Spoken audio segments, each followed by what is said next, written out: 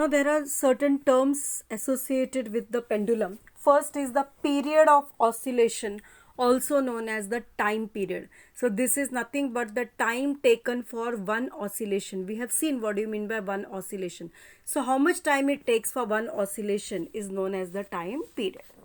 Then you have frequency. Frequency means that in 1 second how many oscillations are completed. If the frequency is 3, it means that 3 oscillations in 1 second.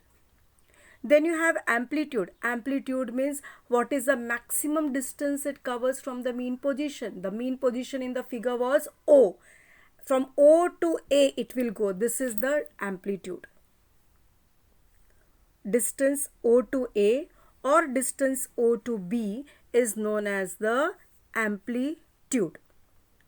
Then what do you mean by length of the pendulum? The length of the pendulum means distance of the point of oscillation O, that is the center of gravity of the bob, from the point of suspension. Now you can see in the figure that to the rigid support S we have tied our bob.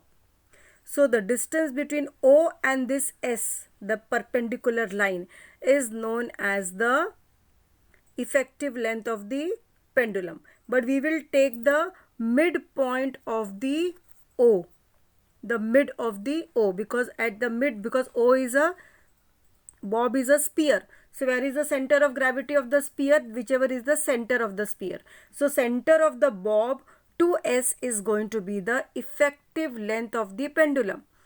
Open your textbook and see the figure 1.16.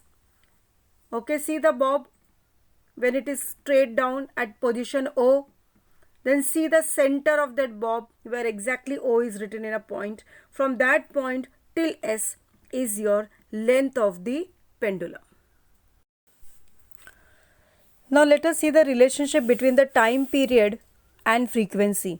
Time period is denoted by capital T, that is the time taken for one oscillation, and frequency is denoted by small f, that is number of oscillations in 1 second. Now the unit of time period is seconds and that of frequency is hertz, or it is also second raised to minus 1.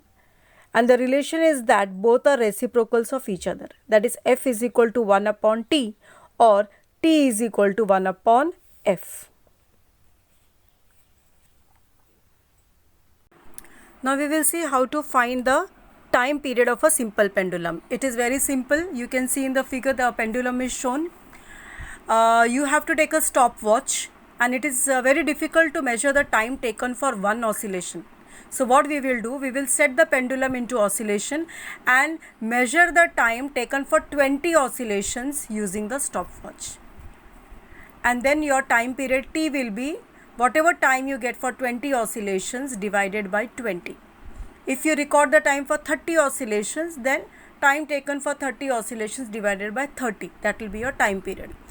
And as you can see the table given in your textbook, we come to know that as the length of the pendulum goes on increasing, the time period also goes on increasing. That means the shorter pendulums will oscillate faster and the longer pendulums will oscillate slower.